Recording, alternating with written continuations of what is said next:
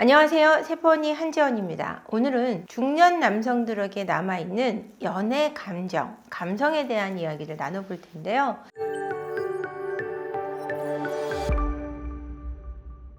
중년 남성들은 어떤 연애 감정을 가지고 감성을 가지고 있을까라는 생각을 하실 것 같은데, 이런 이야기가 있습니다.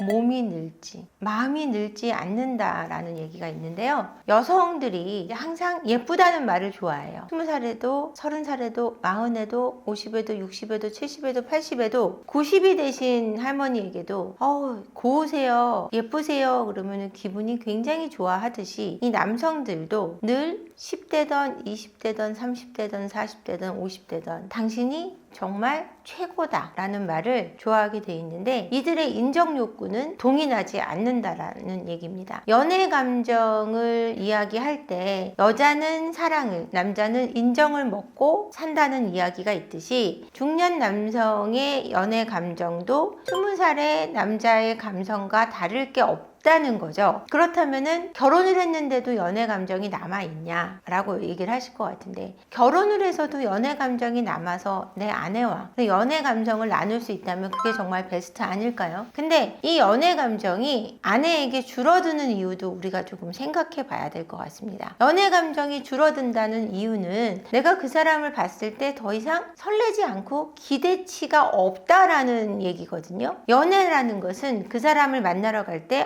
오늘 그 사람을 만나서 무언가 할 거고, 그것을 하기 전에 그 기대치와 설렘으로 터져 오르는 감정을 우리는 연애 감정이라고 하잖아요. 몰랑몰랑하고 살랑살랑거리고 간질간질한 그 감정들을 우리는 연애 감정이라고 하는데, 아내분들이 모든 걸 다 오픈한 가운데 더 이상 오픈할 게 없는 상태로 간다면 연애 감정은 당연히 줄어드는 거겠죠. 사랑의 감정은 누군가는 2년이 유통기한이라고 하고 3년이라고 얘기하는 학자도 있고 최장 10년이라고 얘기하는 학자도 있습니다. 그렇다면 사랑의 감정이 얼마큼인가에 대한 고민을 해볼 때 연애 감정은 거기서 끝나지 않느냐라고 얘기하실 것 같은데, 아무리 똑같은 대상이 새롭게 갱신하려고 노력을 해도 그 연애 감정이 살아나지는 않지 않냐라고 얘기하실 것 같은데, 저도 어느 정도는 동의합니다. 하지만 새롭게 늘 같을 수 없는 모습인 것을 인정하는 가운데 그래도 항상 노력하는 모습으로 보여주고, 너무나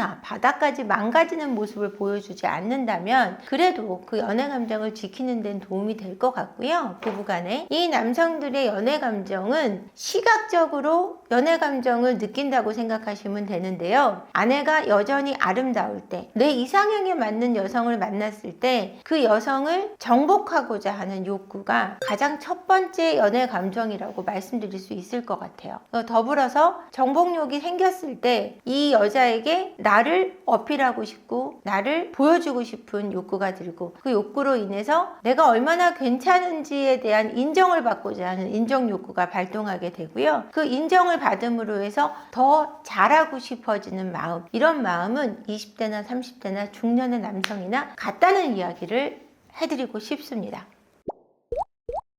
나이가 들면 들수록 이 연애 감정이라는 게 사라지는 게 정상인가요?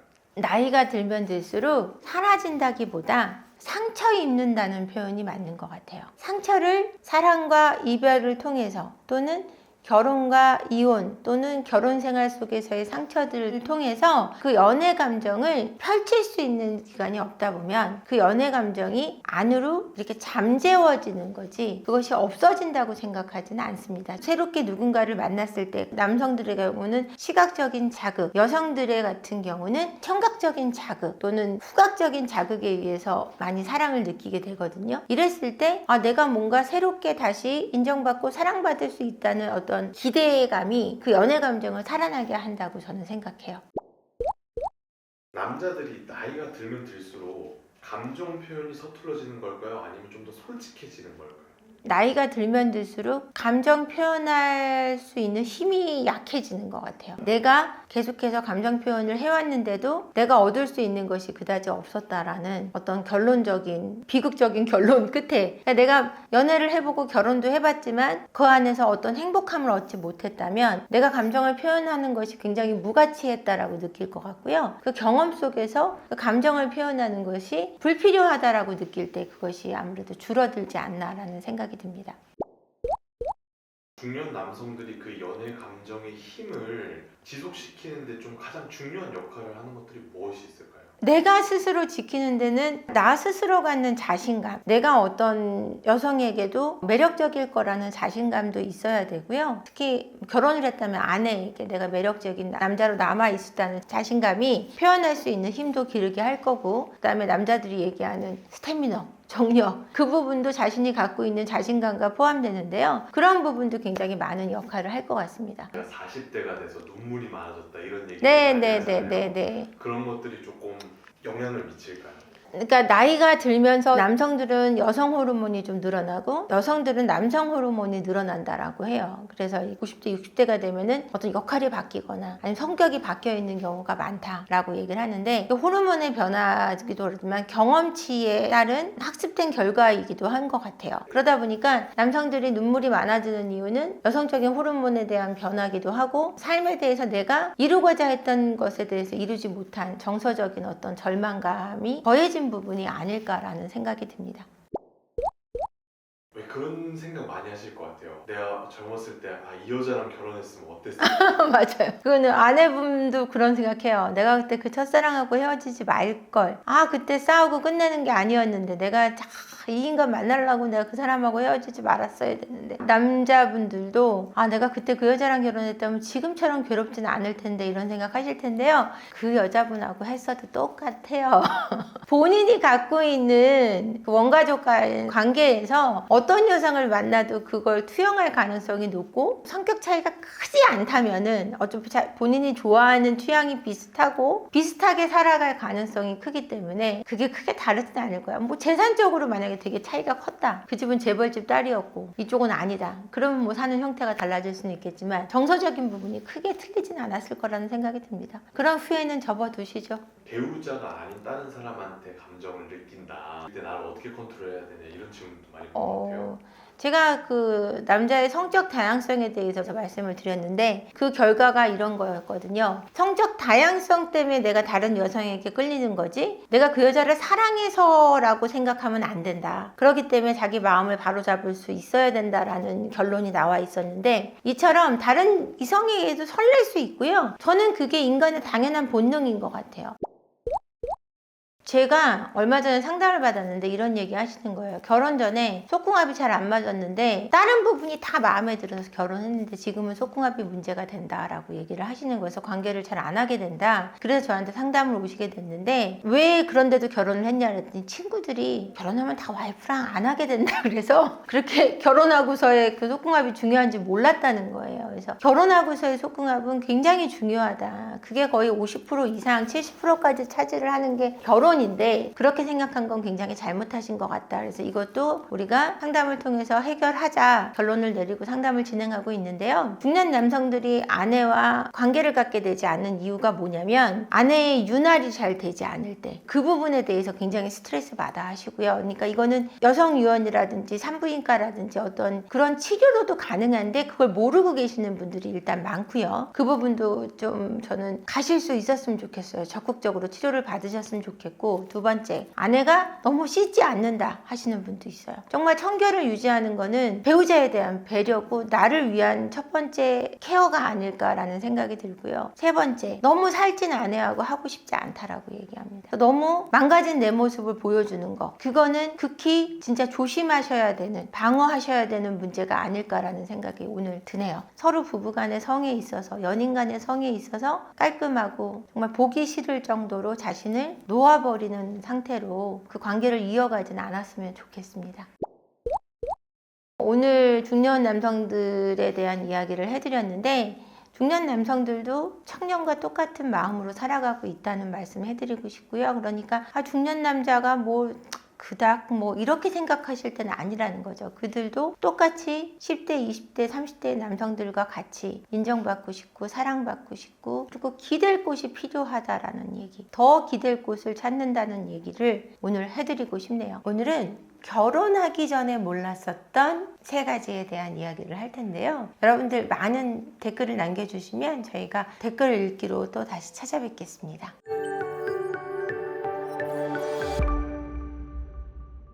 결혼하기 전에 여러분 결혼에 대해서 잘 모르는 것 같습니다. 결혼을 어떻게 생각하시냐면 내 삶의 또 다른 성공으로 생각하시는 것 같더라고요. 저도 그랬었고 여러분들의 결혼을 준비하시는 모습을 보면서 제가 느낀 부분입니다. 그래서 결혼을 하면서 어떻게 생각을 하냐면 내가 결혼을 함으로 해서 어떤 인생의 성공을 거둔다 라는 의미로 결혼을 하시는 것 같아요. 당연하겠죠. 왜냐면은 내가 결혼을 하면서 행복해지려고 결혼을 하는 거고 내가 혼자가 아닌 누군가 나와 함께 더불어 간다라는 의미로 결혼을 하기 때문에 그 결혼이 더 행복할 거고 더 단단할 거고 견고할 거라고 믿는 건 너무나 당연한 거겠죠. 그리고 내가 갖지 못했던 것을 가질 수 있는 기회가 된다라는 의미이기도 하니까요. 근데 여러분들은 이걸 모르시는 것 같습니다. 첫 번째가 여러분들이 모르시는 게 뭐냐면 내 남편이 나와 같은 사람이라는 걸 이해 못 하시는 것 같아요. 또는 내 아내가 나와 같은 사람이라는 걸 이해 못 하는 것 같아요. 이게 무슨 뜻이냐면 그들이 각자 이 결혼에 거는 기대가 나와 같다라는 거예요. 그러니까 내가 생각하는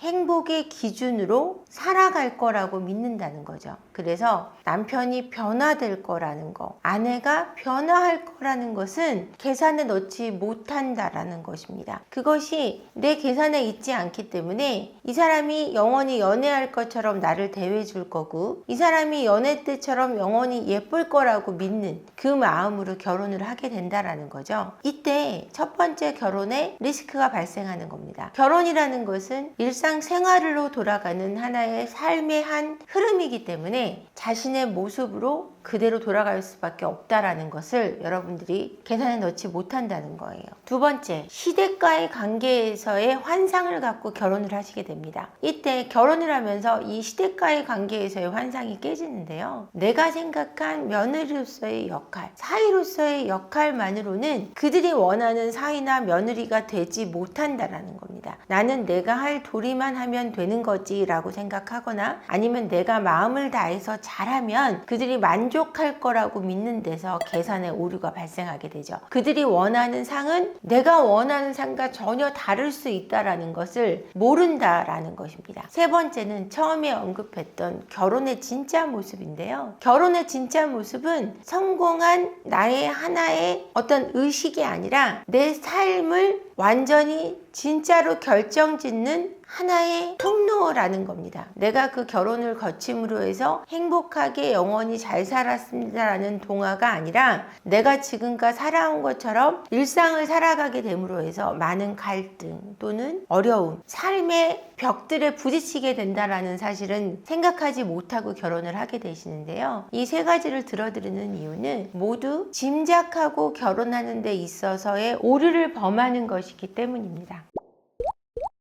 결혼을 하고 나서 이상형이 분명히 있었을 텐데 결혼 후에는 그 기준이 어떻게 깨지게 되는지. 결혼 전에 이상형이 있었던 것은 내가 이상형과 결혼했어요 라는 부분은 거의 없어요. 한 1%, 2%밖에 되지 않아요. 근데 이상적인 결혼 생활을 하고 싶어 하죠. 내 파트너가 나의 이상형이었다라고 얘기하기는 굉장히 어려운데 이상적인 결혼 생활에 대한 이상향은 있어요. 그 기준이 어떻게 깨지냐면 아내나 남편의 흐트러진 모습. 결혼 전에는 저러지 않았는데 결혼하고 나니까 너무 안 씻어요. 맨날 깔끔했던 그나 그녀는 원래 깔끔했던 게 아닌 거예요. 그 사람이 쓰고 나온 욕실이 너무 지저분했을 때도 내 이상형이 깨져요. 그러니까 결혼 전에 외모가 이상형이었다라고 생각하진 않는데 정서적인 부분이 나의 이상적이었어요 라고 얘기하는 부부들은 많아요. 결혼 전에 정말 나를 더 많이 사랑해줬어요. 결혼하니까 웬걸 지를 훨씬 사랑해요. 나는 안중에도 없어요 라고 얘기한다든지. 그러니까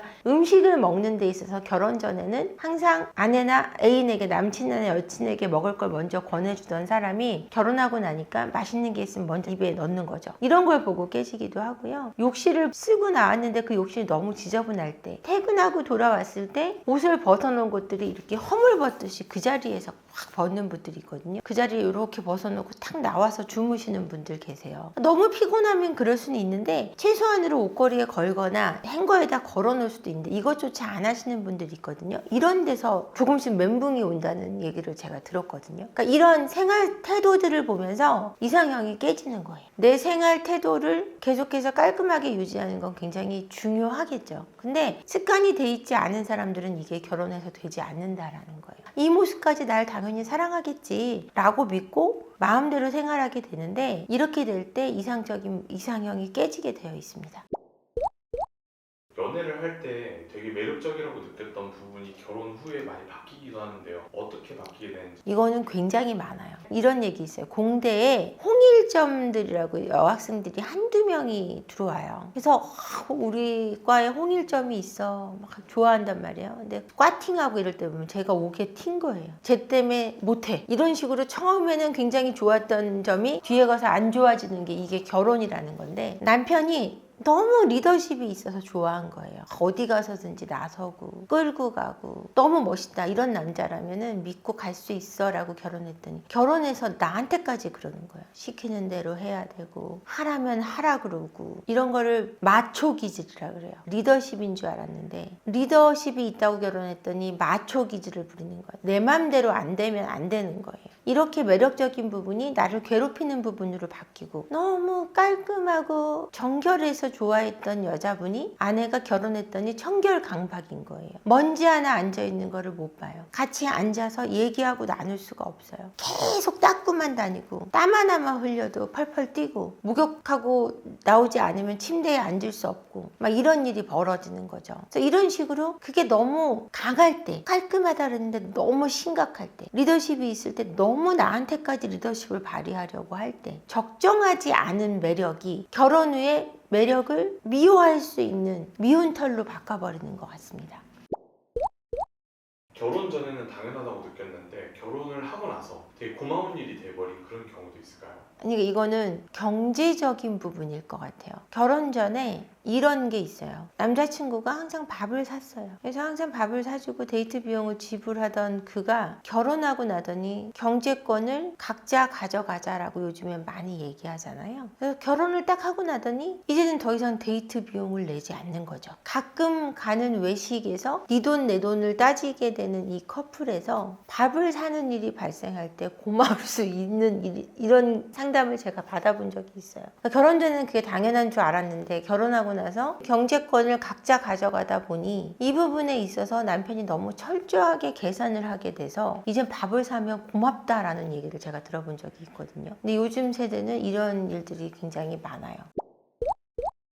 결혼을 하고 나서 처음으로 외롭다고 느끼게 되는 순간 대표님은 어떻게 생각하세요? 이유가 있을 때랑 없을 때랑 다를 것 같아요. 이유가 있을 때 남편이나 아내가 멀리 출장을 갔다든지 너무너무 꽁냥꽁냥 재밌었는데 출장을 가서 허전해 라고 느끼는 거랑 내가 뼛속 깊이 우울하고 외롭다고 느끼게 되는 순간이 오는 건 제가 늘 얘기하지만 인간이 외로운 게 기본값이 아니에요. 근데 인간은 혼자이기 때문에 기본적으로 외로워 라고 생각하는 사람들은 아픈 거예요. 그거는 우울증의 한 종류인데 이걸 이렇게 생각하지 못하고 어떻게 생각하냐면 내가 외로운 건 남편 때문이야. 내가 외로운 건 아내 때문이야. 이렇게 생각하게 될 때 위험해요. 이랬을 때 바람들이 발생하는 거예요. 처음으로 외롭다고 느끼게 되는 순간 정말 나한테 아무런 이유가 없는지를 돌아봐야 되고요. 혼자 있다고 내가 스스로 너무 외로워한다는 건 나한테 기본적으로 유기불안이 있다는 거예요. 버려질까 봐 두렵다라는 거거든요. 이런 게 있는 사람들의 어린 시절은 부모님이 너무 바빴거나